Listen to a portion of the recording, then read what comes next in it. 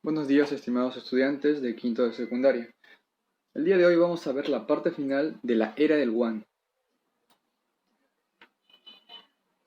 Los presidentes que van a gobernar en pleno auge económico de la venta del guano. También se le puede llamar de otra forma a la era del guano. Se le puede llamar la prosperidad falaz. La falsa sensación de una gran prosperidad que duró muy poco tiempo. Segundo gobierno de Ramón Castilla, de 1858 a 1862, o sea, gobernó 4 años. El tipo de gobierno que implanta Ramón Castilla en el Perú, como nuevo presidente del Perú, es moderado.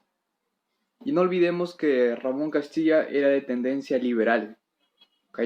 Era liberal. Pero, ¿qué ocurre? Ramón Castilla en un primer momento era liberal. En su primer gobierno fue liberal. Pero en el segundo gobierno cambió. ¿Por qué? Porque ahora en vez de ser apoyado por liberales, ahora va a ser apoyado por conservadores. Por ejemplo, Bartolomé Herrera va a apoyar a Ramón Castilla. Y la pregunta que todos nos hacemos, ¿pero por qué lo va a ayudar si es que Ramón Castilla era de tendencia liberal y Bartolomé Herrera es de tendencia conservadora? O sea, son opuestos. Lo va a apoyar porque va a ver que en Ramón Castilla ya no está ese espíritu de tendencia liberal que sí lo fue en su primer gobierno. Ahora lo va a ver a Ramón Castilla más centrado, con una perspectiva del Perú distinta. Y en este contexto estábamos en pleno boom del guano. En el segundo gobierno de Castilla estábamos en pleno auge del guano.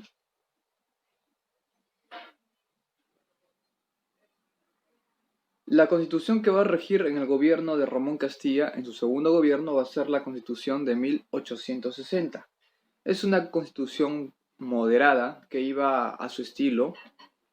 Es una constitución de muchos años de vigencia y es la constitución que va a regir en el gobierno de Castilla. ¿Qué obras y hechos realizó Ramón Castilla? Por ejemplo, mandó alumbrar Lima, servicio de alumbrado público, pero a gas. Una ventaja del gas era que más barato, llegaba a más zonas y mandó instalar una serie de conexiones, tuberías, para poder alumbrar Lima usando gas. Otra obra muy importante es el servicio de agua potable. Recordemos, si no se tiene agua potable, la población está muy propensa a sufrir cualquier enfermedad.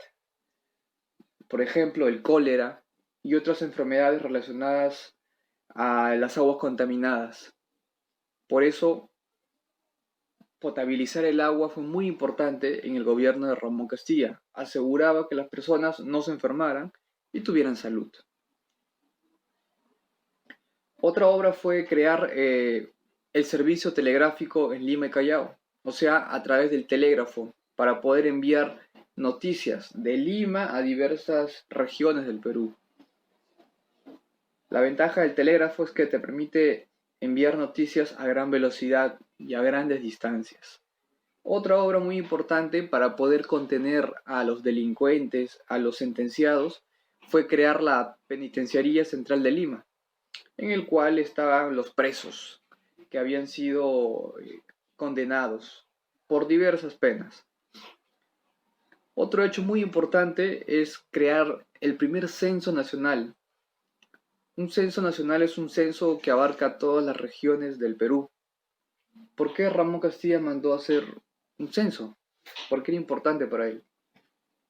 Era importante porque en este censo podía recoger información muy valiosa, como por ejemplo el sexo de la persona, la edad de las personas, las posesiones que poseía la persona, sus ingresos mensuales, cuántos miembros eran en la familia, y de esta forma podía sectorizar los grupos socioeconómicos. Por ejemplo, clase baja, media, alta. Y de acuerdo a eso cobrar impuestos. Porque si no tuviera esta información valiosísima de los censos, no sabría exactamente a quién cobrar, más impuestos o menos impuestos. Se crean los departamentos de Cajamarca, Piura y Loreto. Se establece el Código Penal y el enjuiciamiento. Otra obra a nivel internacional fue apoyar militarmente a México y Nicaragua. Y otro hecho internacional fue la guerra contra Ecuador. Después de esta guerra se firma el Tratado de Mapasingue.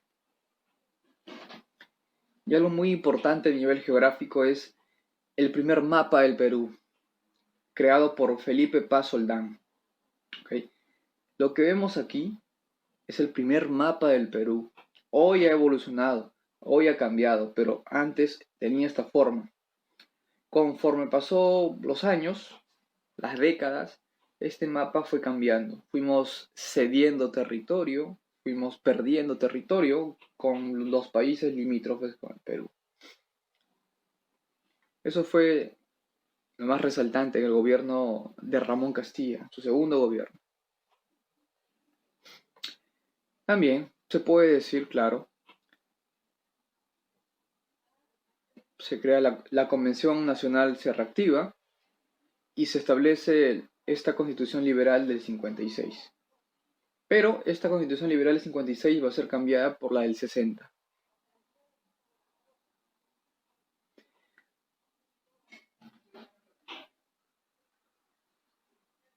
Se va en la etapa final del gobierno de Ramón Castilla, se convoca elecciones porque su periodo ya estaba por concluir. Se convoca elecciones y es elegido como nuevo presidente del Perú Miguel de San Román. Un año fue elegido presidente.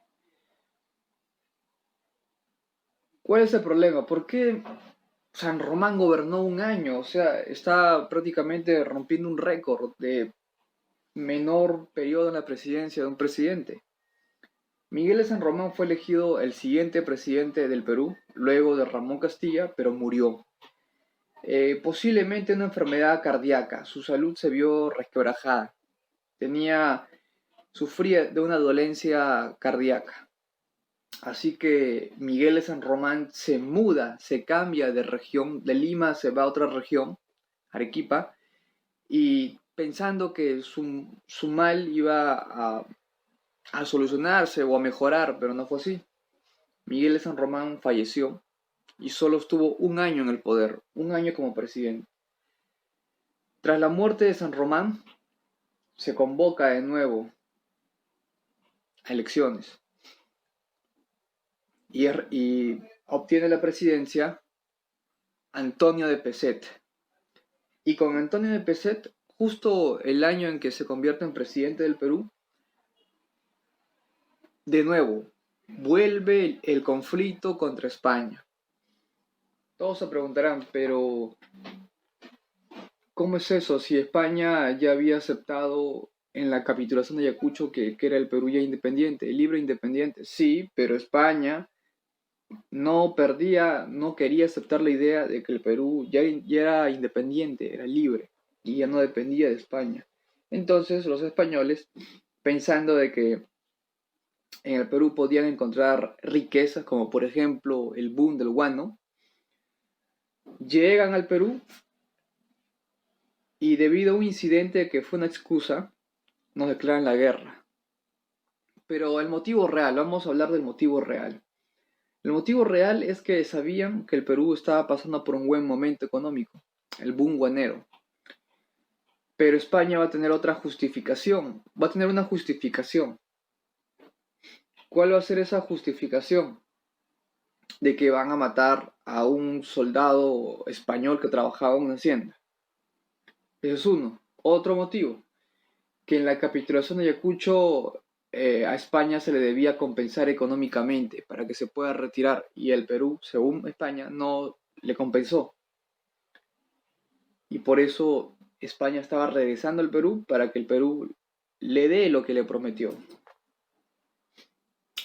Miguel de San Román. Pero antes de ver la muerte de Miguel de San Román, vamos a ver qué hizo en el corto periodo de tiempo.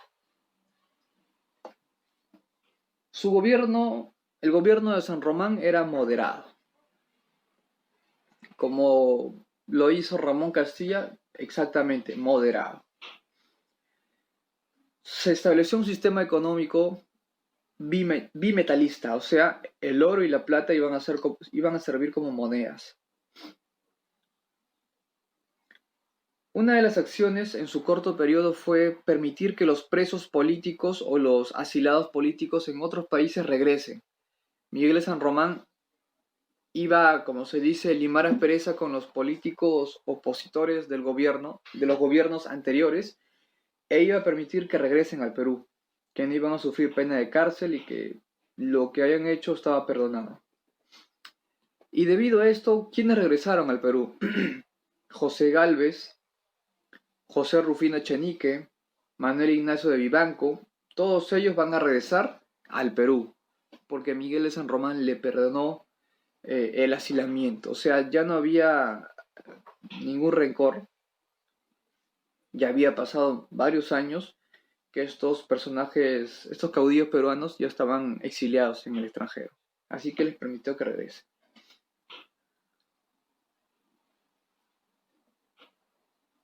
Tras la muerte de San Román, lo va a reemplazar Antonio de Pezet. No duró mucho, no pudo hacer casi nada. Cuando Pezet asume la presidencia, justo se da el conflicto contra España. ¿Qué había pasado? Lo que ya nos imaginábamos. España no había reconocido la independencia del Perú, pero eso es falso, porque en la capitulación de Ayacucho claramente España acepta que perdió la guerra, España acepta la independencia del Perú, pero España, según lo que dice España, no reconocía la independencia del Perú. Otro motivo que sí es real, España se quería quedar con las Islas Guaneras porque sabía que el Perú estaba pasando por un boom guanero, el famoso boom guanero. Así que quería robarnos el guano de nuestras islas. ¿Cuál es la otra excusa de España?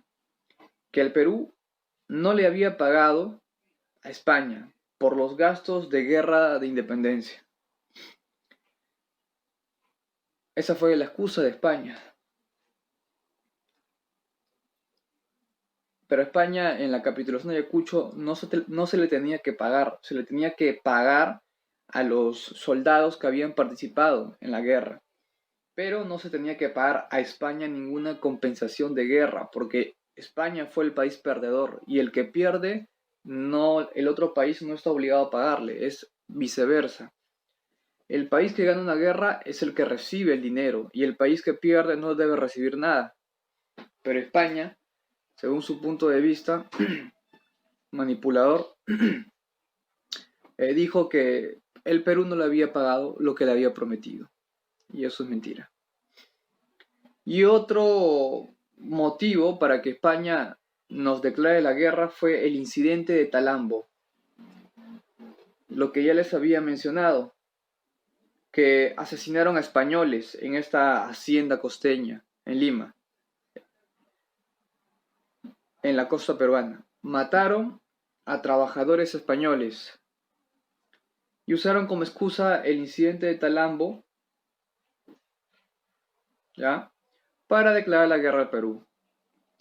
Son 3 excusas y uno que es el motivo real, que es que buscaba quitarnos el guano de nuestras islas salitreras en Ica, Chincha. Inmediatamente se creó el Gabinete de los Talentos, los oficiales peruanos con mayor experiencia en guerra. ¿Qué ocurre? ¿Quién va a asumir? En esta línea de tiempo estamos viendo paso a paso cómo ocurrió la guerra. En 1865 asume el gobierno Mariano Ignacio Prado y es nombrado jefe supremo de la nación. El 5 de diciembre del 65 hacemos una alianza con Ecuador, con Chile y con Bolivia. ¿Por qué la alianza? Para enfrentarnos a España por última vez, ya que España no solo estaba amenazando al Perú, España también estaba condicionando a ciertos países de América del Sur. Así que esto iba contra los intereses regionales de toda América del Sur. Por eso Chile, Bolivia y Ecuador nos apoyaron, porque era una guerra que involucraba a todos. En 1866 se produce el combate naval de Aptao. Combate de Aptao. El 31 de marzo del 66, los españoles van a bombardear Valparaíso, Chile. El 2 de mayo de 1866 se produce el combate de 2 de mayo en el Callao.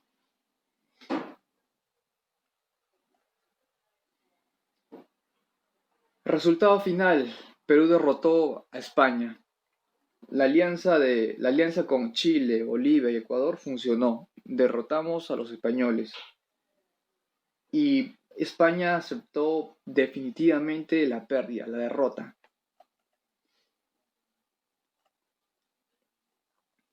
Pero no olvidemos los motivos reales por qué España regresó de nuevo al Perú. Uno, por la ambición del guano. Nos querían robar nuestro bien más preciado. Dos, querían recuperar las colonias que perdieron, por ejemplo el Perú. No renunciaba a la idea que el Perú sea independiente. ¿Y cuál fue el pretexto de la guerra contra nuestro país, la guerra con España? El asesinato de los españoles en la hacienda chiclayana de Talambo. Esa fue la excusa, no es motivo real. Pero ¿qué pasó con Antonio Pezet? ¿Por qué es criticado sus acciones? ¿Por qué se le critica a Pezet? No olvidemos que con Pezet inicia el conflicto. ¿Por qué es criticado? Porque va a firmar el tratado Vivanco-Pareja. Eso quiere decir que el Perú debe pagar a España una indemnización que supuestamente se estableció en la capitulación de Ayacucho. ¿Ya? Y esto va a ser rechazado por una gran mayoría de peruanos. En Arequipa se van a rebelar contra Pezet por tamaño insulto a la memoria de los soldados caídos en Ayacucho. No es posible que un presidente de la República justifique que para que España se vaya y acepte nuestra independencia tenga que pagarle una indemnización. En Ayacucho ya se había acabado la guerra. En Ayacucho España acepta haber perdido, pero Pezet trata de recolectar dinero para poder pagarle a los españoles para evitar una guerra. Por eso lo hizo. Pero eso generó un gran malestar en Arequipa. Tanto sí que se produjo una revolución en Arequipa en contra de Pezet, tildándolo de traidor, de cómo es posible que el Perú le tenga que pagar a España si Perú derrotó a España. Y en ese contexto de caos político va a aparecer Mariano Ignacio Prado y le va a dar un golpe de Estado. ¿Justificado? Sí. ¿Por qué fue justificado? Porque no era posible que el Perú le tenga que pagar a España si Perú derrotó a España. Así que a esto se le puede llamar lo que hizo Pezet como traición a la patria, o se le puede llamar una incapacidad moral. Y también puede ser acusado como de traidor a la patria o incapaz moral por haber traicionado la confianza de su población Pezet. Por este motivo, Mariano Ignacio Prado le da un golpe de Estado. Y Mariano Ignacio Prado, como ya vimos en la diapositiva anterior, hizo una alianza con Chile, Ecuador y Bolivia para enfrentarnos a España. Y de esta forma le declaramos la guerra a España. Hubieron grandes victorias como por ejemplo en Aptao y en Callao, en 2 de mayo. Después de la guerra contra España, ¿cuáles fueron las consecuencias? Ahora sí, a España no le cabe ninguna duda y tiene que reconocer sí o sí nuestra independencia. Segunda consecuencia, nuestra deuda externa aumentó. Tercero, como nuestra deuda externa aumentó, necesitábamos dinero. O sea, se tenía que cobrar más tributos. ¿Y en quién recayó ese peso? Cayó en los indígenas. Se le comenzó a cobrar una especie de tributo indígena a la población indígena para poder compensar los gastos de guerra. Y Prado crea otra nueva constitución, reemplaza la constitución de 1860 por la de 1867. Y Prado es obligado a renunciar porque se produce una rebelión de Pero de Díaz Canseco y José Balta, así que renuncia a la presidencia. José Balta gobernó del 68 al 72, o sea, 4 años. José Balta va a ser considerado como el último presidente del primer militarismo, el último. Pero José Balta tiene opositores políticos, como por ejemplo los hermanos Gutiérrez, que se van a sublevar contra José Balta, porque los hermanos Gutiérrez querían que el militarismo siga, pero con José Balta el militarismo ya prácticamente está entrando en decadencia. El primer militarismo, claro, porque no va a ser el último, porque va a haber hasta un tercer militarismo. Estábamos entrando a un periodo de presidentes civiles, ya no militares. Obras que realizó José Balta y se le recuerda. Enrique Meis, que era un empresario especialista en la construcción de trenes, fue llamado por José Balta para construir una serie de ferrocarriles y líneas férreas. Así que esta responsabilidad recae en Enrique Meis para que construya ferrocarriles en diversos puntos del Perú. Las antiguas murallas coloniales que cubrían Lima fueron derrumbadas. ¿Por qué? Uno, porque quitaban espacio. Dos, porque el panorama lo malograba las murallas. Y tres, porque estas murallas significan el pasado colonial. Y lo que se buscaba era acabar con el pasado colonial. Por eso se derribaron las murallas de Lima. Se manda a construir una carretera que une Lima, Callao y Lima, Huacho. ¿Ok? ¿Por qué es importante la construcción de esta carretera? Permite trasladarse rápidamente y sin ninguna dificultad en estos puntos. Porque si no hubiera mandado a construir carreteras, poder ir de Lima, Callao o Lima, Huacho hubiera sido muy complicado, ya que el terreno iba a ser irregular. Por lo tanto, te ibas a demorar más tiempo en transitar por el lugar. Se manda a construir el Palacio de la Exposición. ¿Qué cosa hay en el Palacio de la Exposición? Vas a encontrar pinturas, esculturas, toda representación de arte. Todo eso vas a encontrar en el Palacio de la Exposición.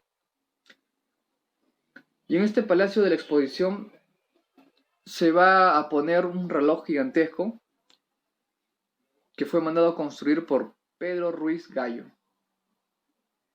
Un reloj muy bonito que fue puesto en este museo, en el Palacio de la Exposición. Y otra obra importante fue haber construido el Hospital 2 de Mayo, que hasta hoy en día existe. ¿Qué más ocurre en el gobierno de Balta?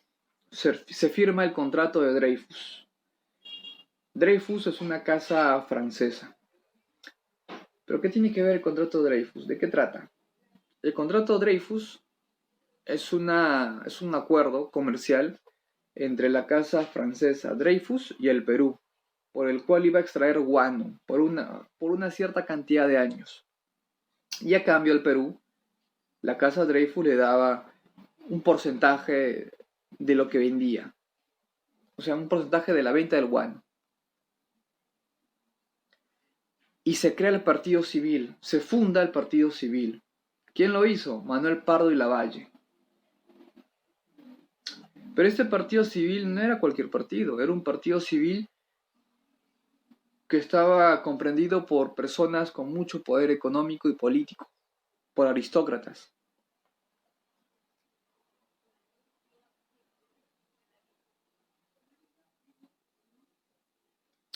Claro, con el contrato de Dreyfus se quería hacer una venta monopólica. ¿Qué significa? Una venta con una sola empresa que se encargue de vender el guano. No que el Perú contrata a Dreyfus y contrata a otras empresas, no. Solo Perú y Dreyfus.